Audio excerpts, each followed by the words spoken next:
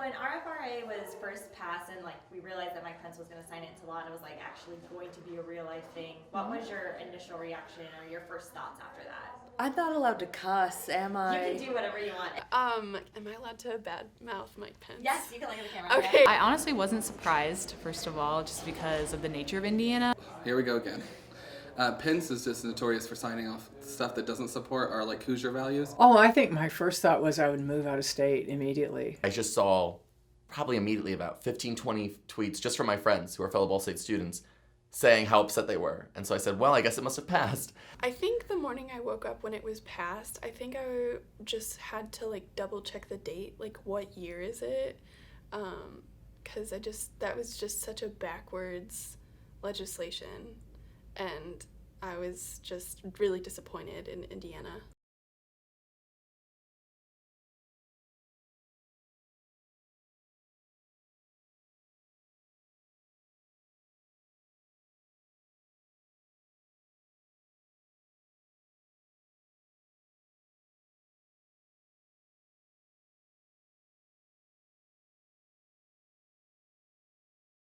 We went down and stood at the State House and protested.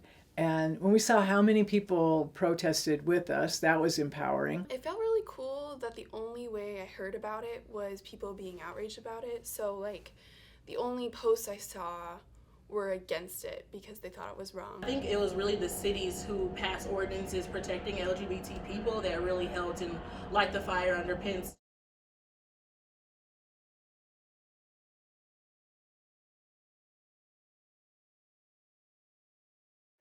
Muncie Outreach is Delaware County's only LGBTQ plus youth center. So we're the only one in this county providing those resources.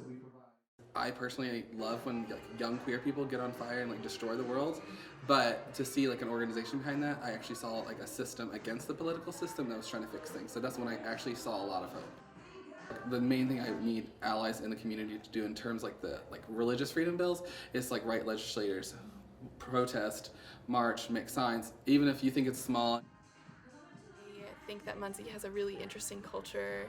It has just so many people that are filling needs and creating art in spaces that go against the grain of what legislation is speaking against.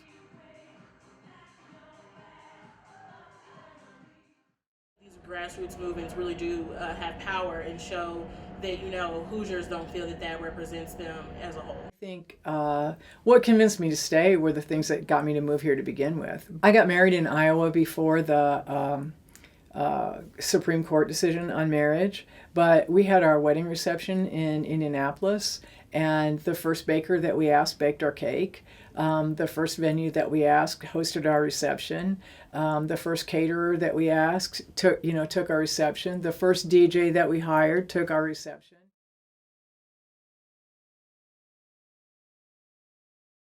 Welcome to Muncie. I really love it here, despite the fact that I don't like my governor.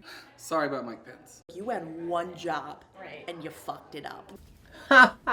You know what? I have to say that when Mike Pence was on the Meet the Press, and he did such a dismal job.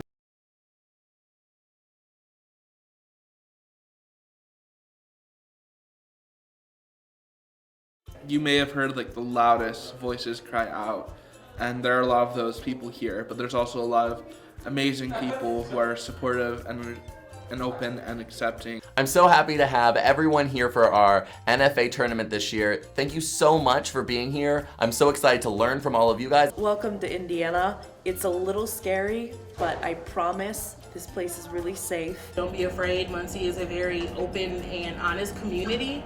And we have LGBT protections. We have lots of organizations and groups. You can come to me or anybody else at Ball State, and we will definitely help you and make sure you feel loved and welcomed like you should. The fact that NFA is here is an honor, and I'm so excited for you guys to come. You being here, shaking up the system, and you being here, being yourself is an act of rebellion against Mike Pence, and thank you for being part of the rebellion. I was an individual eventer, and my events were after dinner speaking, rec crit, and impromptu speaking.